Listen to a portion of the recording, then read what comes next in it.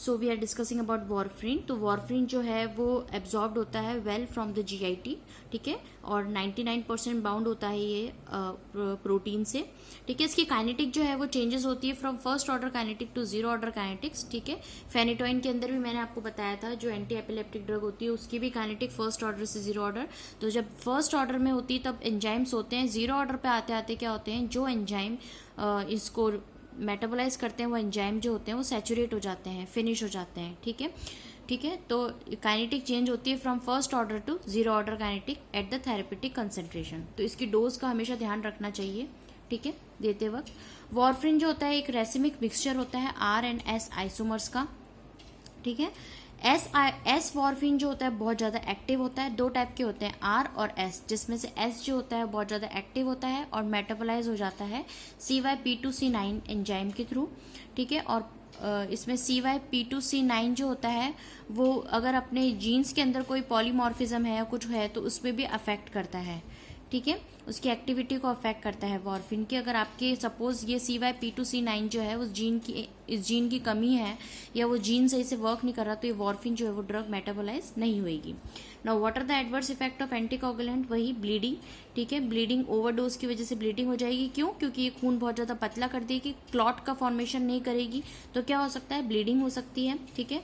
जब सिचुएशन बहुत ज़्यादा अनकंट्रोल हो जाए, जब ब्लीडिंग अगर बहुत ज़्यादा हो गई आपको लग रहा है, तो इसका जो वो है जो अपन एंटीकोगुलेंट ड्रग का जो साइड इफेक्ट है वो ब्लीडिंग है, तो इसके विपरीत अपन क्या दे सकते हैं, फ्रेश फ्रोजन प्लाज्मा, ठीक है। फ्रेश फ्रोजन प्लाज्मा के अंदर क्लॉटिंग फैक्टर होते हैं, ठीक है, जो क्या करते हैं, इसका एंटीडॉट है एक तरीके से, ठीक है, एंटीडॉट का काम करते हैं एक तरीके से। अगर ब्लीडिंग बहुत ज़्यादा हो गई तो अपन फ्रेश फ्रोजन प्लाज्मा दे सकते हैं और साथ में विटामिन K1 भी दे सकते हैं।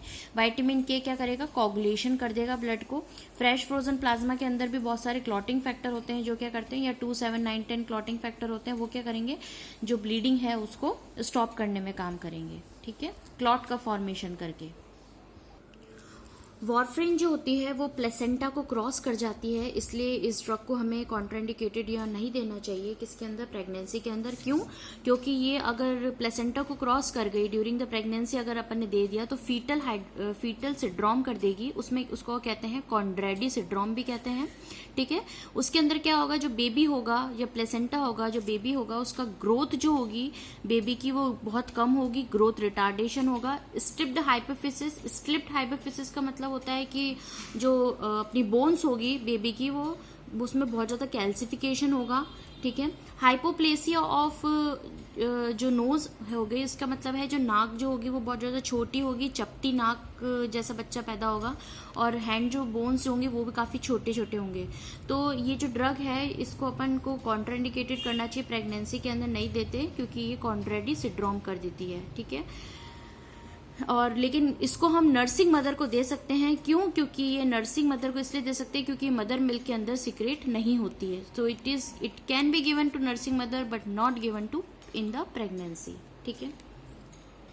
Now I will tell you something more about the warfarin. इसके अंदर क्या होता है, एक इसको मॉनिटर करने के लिए, जैसे अगर अपन किसी को एंटीकोगुलेंट ड्रग देते हैं तो अपन को उसको मॉनिटर करने के लिए कि उसकी बॉडी के अंदर वो कितनी असर कर रही है, क्योंकि अगर अपन ज़्यादा डोज बढ़ा देंगे एंटीकोगुलेंट का तो सीवियर ब्लीडिंग हो सकती है, ठीक है।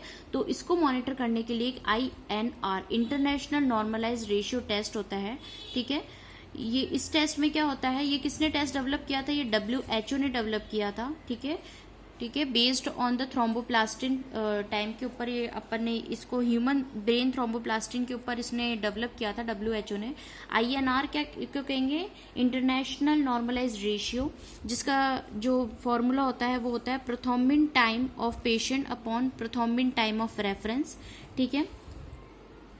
अब वॉरफ्रीन का अगर ओवरडोज हो जाता है तो उसको मैनेजमेंट कैसे करा जाता है, ठीक है। अगर ओवरडोज हो भी जाए अगर, ठीक है, तो उसको मैनेज कैसे करोगे, ठीक है। तो INR, ठीक है, अगर INR जो है या अबव द थेरेपेटिक रेंज होती है, थेरेपेटिक डोज क्या होती है, जो पर्टिकुलर डोज होती है ड्रग की, जैसे 1.5 से 2.5 है, तो अगर 2.5 से ज्यादा है, सपोज अगर अपन ने दे दी, या 5 से ज्यादा है तो INR मतलब इंटरनेशनल नॉर्मलाइज रेशियो जो है, अगर ये 5 से ज़्यादा है या डोज इसकी थेरेपेटिक रेंज से ज़्यादा है तो अपन क्या करेंगे, वॉरफ्रिन को छोड़ देंगे, ठीक है। डिसकंटिन्यू वॉरफ्रिन टेम्परेरी, थोड़े दिन के लिए जो है या तो अपन उसको डिसकंटिन्यू कर देंगे वॉरफ्रिन को, या फिर लो डोज के ऊपर देंगे उसको, ठीक है। डोज जो है वो थोड़ी सी थेरेपेटिक डोज, थोड़ा सा उसको अपन कम कर देंगे डोज को, ठीक है।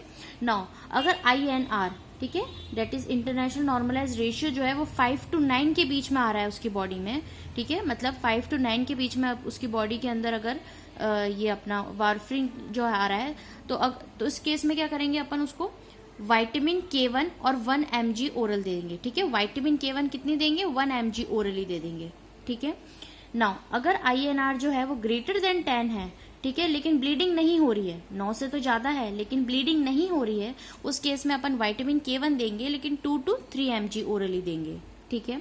अगर इंटरनेशनल नॉर्मलाइज रेशियो जो है वो अगर 20 से ज्यादा है सपोज, और सीवियर ब्लीडिंग हो रही है पेशेंट के, ठीक है, ऑर्गन्स में से ब्लीडिंग स्टार्ट हो गई या जो भी है, अगर 20 से ज्यादा डोज अपन ने दे दी, ठीक है, या फिर ये इंटरनेशनल नॉर्मलाइज रेशियो 20 से ज्यादा एक्सीड हो गया, तो अपन क्या करेंगे इस केस में 4 फैक्टर्स कंसंट्रेशन देंगे, या फिर जैसा मैंने पहले बताया फ्रेश फ्रोजन प्लाज्मा देंगे। फ्रेश फ्रोजन प्लाज्मा के अंदर क्या होते हैं, कोगुलेशन फैक्टर्स होते हैं, जो क्या करेगा, एंटी कोगुलेशन में बहुत हेल्पफुल होगा, जो क्या करेगा, कोगुलेशन फैक्टर कोगुलेट करने के लिए काम आएगा और ब्लीडिंग को स्टॉप करने में हेल्पफुल रहेगा। वॉरफ्रिन जो होता है, हमेशा ध्यान रखना जब भी आप वॉरफ्रिन दें उसके साथ हमेशा ये जरूर देखें आप कौन सी ड्रग दे रहे हैं, क्योंकि इसका ड्रग इंटरेक्शन बहुत ज्यादा होता है, ठीक है, तो इसके अंदर डोज एडजस्टमेंट करके चलना पड़ता है किसी भी ड्रग के साथ दें तो भी। वॉरफ्रिन बहुत एक्सपेंसिव होती है, ठीक है, इसका सबसे बड़ा कॉम्प्लिकेशन ये होता है इसमें नेक्रोसिस हो सकता है, ठीक है, कुछ 2 से 5 दिन में देखने को मिलता है, स्किन नेक्रोसिस देखने को मिलता है कई बार, ठीक है। और वॉरफ्रिन जो है वो कहाँ का यूज करते हैं, एक्यूट वीनस थ्रोम्बोसिस के अंदर, जैसा मैंने बताया कोई थ्रोम्बोसिस हो जाए है, थ्रोम्बस का फॉर्मेशन हो जाए, या पल्मोनरी एम्बोलिज्म हो जाए, या डीप वेन थ्रोम्बोसिस हो जाए, ठीक है, तो मेनली वहां पर एंटीकोगुलेंट जो है वो ड्रग देंगे, डेट इज वॉरफ्रिन, जो कोगुलेशन को कम करेगी, थ्रोम्बस के फॉर्मेशन को हटाएगी, एम्बोलिज्म को फिनिश करेगी, ठीक है। Now next is our factor 10A inhibitor.